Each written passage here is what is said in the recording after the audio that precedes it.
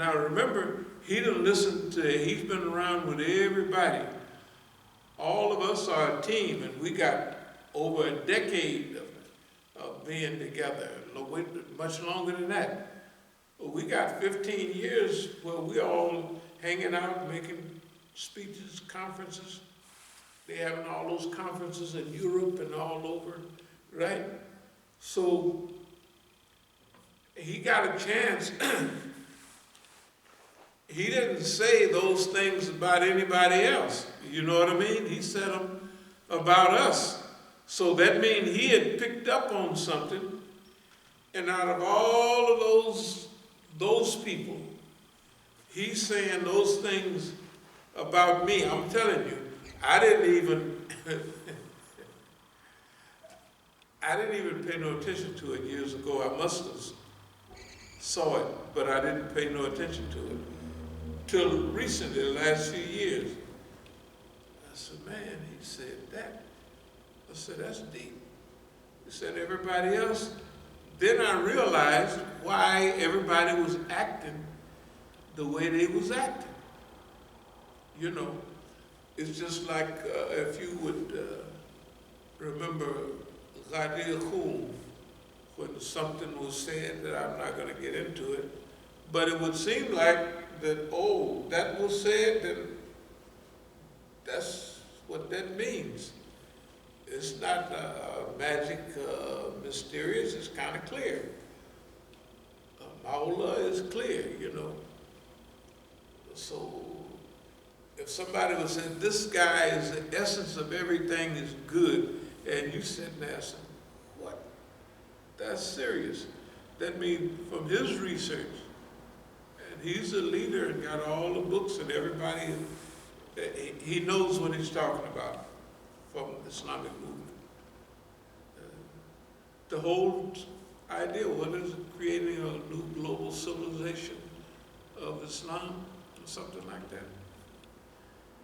And that was the right thing to do at the right time. And everybody know it. They already had the Majlis Ashura Islamiyya fi Britannica, the Muslim Parliament of Great Britain, right? And it worked like, man, a non-territorial government? Hey, why didn't I think of that? Well, you had help, somebody thought of that. A non-territorial government. That means the people who are outside of the territory of Islam will form a government where they can manage their affairs that they have to deal with. The building of Masjid, the collection and distribution of zakat, right? All of those things that an Islamic government would do, they would do all of those things except control the government. So man, that's deep. And for us in the West, that was genius. So you could see how, you know, he formed it. The brother was on the money. But the other things you could see is the way I feel about it is even when we was in South Africa and I'm the only one that was hanging around with him, you know, like, okay, what's next, how we gonna do this? And I'm putting actually pressure on him, and he has to think up, because I'm asking him all these detailed questions, and he's thinking about it. And so when I go over it in my mind, all the walking and talking we did in the mornings and at different times, the programs all over the world, didn't nobody do that with him. They wasn't even interested. They wasn't even interested. None of them. I never saw that we had a program in Texas or somewhere. In Dallas, should we be out in the morning walking? He walked because it's hard, you know. Excuse me for changing the subject, but anyway, this makes a lot of sense. It does. It makes a lot of sense because, see, we're going through that same thing right now, here, right? And that's why we are like we are here. So it seems like everybody knows whatever they know, they all know it. You know what I mean? It's not it's not accidental that they zip away here, zip away there, and find an excuse never to show up, never to participate, and they hang out with people who are like villains almost. You know what I mean? When it comes to the dean, they like goodness. So anyway. So we are a world-class organization. It don't make no difference what, you know, about the numbers. And that's why the personalities in history keep coming back. That only, and these are even prophets, so there's only a couple that had a whole big crew with them. Right? And most of the people that would be classified as warners, Mujaddid types, revivers, and whatever, Hadis, guides. And we can see that those people, when we look at the people we was talking about, you can see that they fit that category. They just fit that category, you know what I mean? And then when you get into archivists, record keepers, and you see the respect that they gave the people who recorded history and all that. The same thing we done already wrote down, and we wasn't watching that till last month, right? So all of that gives us a feeling that, wait a minute, and this historical cycle, we're doing exactly the right thing at the time we're living in. We're doing, you know what I mean? We're archives, right? We're chronicling, we're recording, we're everything. We're doing that.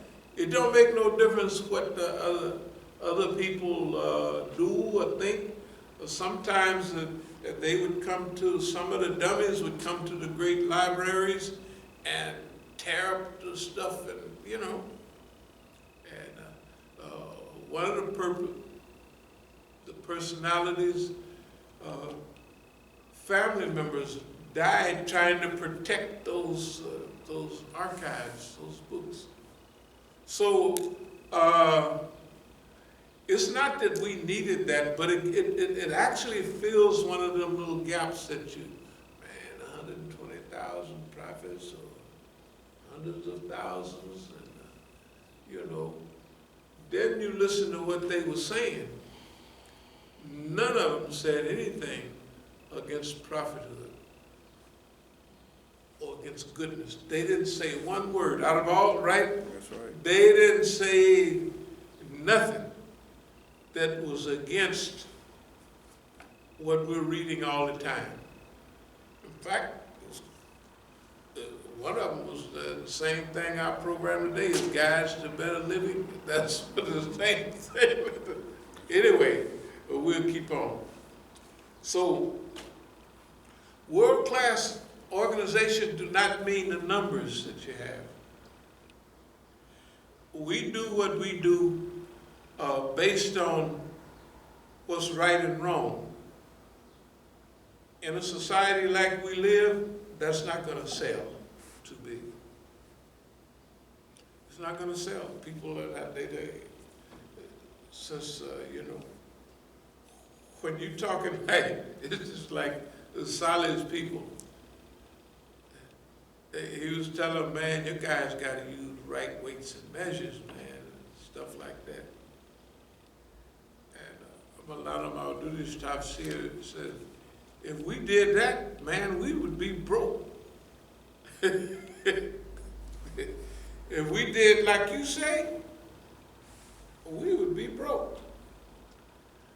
So, organizational vision, a comprehensive vision. And then we have Sabiqun here. That Sabiqun wants to become what the organization stands for, what it believes, what is its core beliefs and values. Okay, our core beliefs and values is the Quran and Sunnah. But if you go and talk about the uphill road in any masjid, they agree with you because it's coming out of the Quran. But if you watch the behavior, ain't nobody even, what? Well, the uphill road means challenging wrong and evil. If the world in which we're living in, the Muslims, is so tragic, I mean, for the Muslims. They're talking about Ukraine. Shoot, man, they done invaded, the Saudis invaded Yemen 7 or 8 years ago. They bombing wedding parties. The little kids look like fingers the same size as, you know, their arms should be. You know, starvation, all of that. And it ain't no big deal. Not only it's not a big deal to the UN and those people, but it's not a big deal to us. When we go and hang out in the masjid during the khutbahs and just listen for a minute, they don't even mention it. And I'm trying to figure out how could they not mention it. They'll muffle a little bit and talk about Palestine. But it was so funny out there at, in Virginia. Adams, yeah. And I was reciting some Subhanallah Asra bi'abdi laylan min al-masjidi al-haram ila al-masjidi al-aqsa. The guy, a Pakistani-looking guy, Bangladeshi-looking guy, he had his little suit on, those tight suits. He didn't look that good, and he didn't talk that good. He said to me, and we got it on tape, I don't know whether he called it pornography or profanity. Profanity, yeah. I was saying, he was saying, because the police said, yeah, you can, because he was talking about the law. I said, yeah. I think the law says, see that sidewalk, see that green over there? I can't go over there, that's theirs. But over here, this is ours, I can be here. As long as you're not talking any profanity. So the guy says, you said some profanity, and it's all on camera. I said, what? Subhanallah di asra ba'abdihi laylan min al-masjid al-haram. He said, yeah, that's what you said. And it was, what was it, profane, not profanity. I said, alhamdulillah, we got it all on tape. That this idiot have called the Quran profanity. You know, not that he's going to go to hell for it or anything, but he's calling Allah's words profanity, and they didn't call the white police on the Negro, and they've been shooting Negroes down in the middle of the street and choking them to death. So anybody that call the police on a black person know what they're doing if they watch any news or TV. But we knew the law. Anyway, organizational vision is a comprehensive vision. We have a comprehensive, complex reality we're living in. So we have to have comprehensive solutions. And as As-Sabiqun, right, we have to stand up for that. Why we exist, why are we here? That's what the whole, our mission statement, our mission and our vision of now and the future have to include why do we exist as a movement and an organization. It has to be enumerated and explained. This is why, and this is what we're moving toward. And I have the word here, embarrass adore, not ambassador. Embarrass adore. We perfected embarrassing, like the guy just jumped up and said that you use profanity. And I recited it, I said, is that what you mean? Yes, I said, well, that was the Quran, so whatever, you know. So maybe he's too dumb to be embarrassed. It's possible. We got people that say stuff to us all the time. We don't respond back, but they may not have the intellect to be embarrassed about what they're saying, you know. But we know what they're saying is a self-embarrassment. And if we try to defend or make clear, one thing one of the brothers said a long time ago, he said, people like that will bring you down to their level and they'll beat you with experience.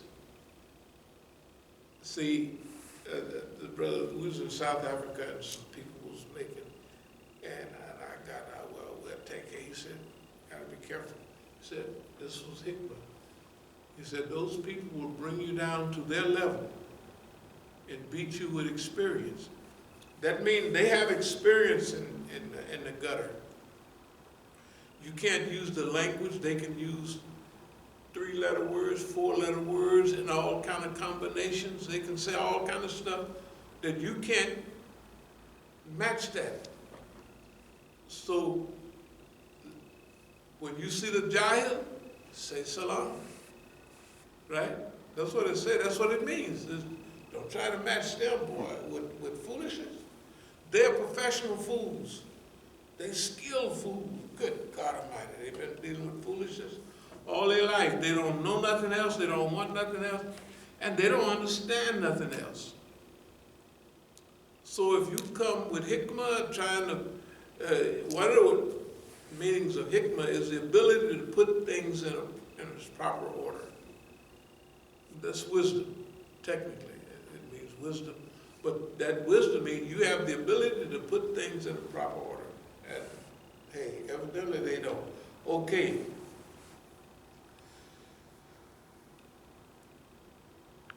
We always talk about it when people hear about where we're coming from, psychological guerrilla warfare and all that. And we talk about this stage that we're going through. First of all,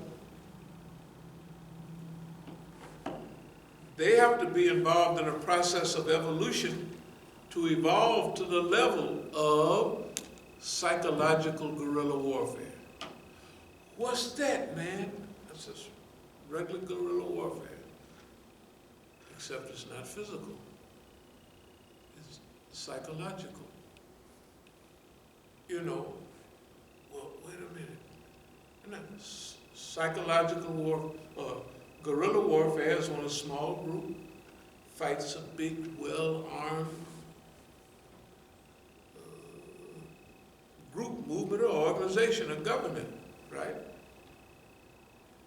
And guerrilla warfare would mean they would come out of the woods and they would go and hit. If they got a group of 10, they would hit one lone guard. If they got a group of 100, they would hit 10 guys, take their weapons, and keep repeating this, and they would build up. Pretty soon they have a well-armed army.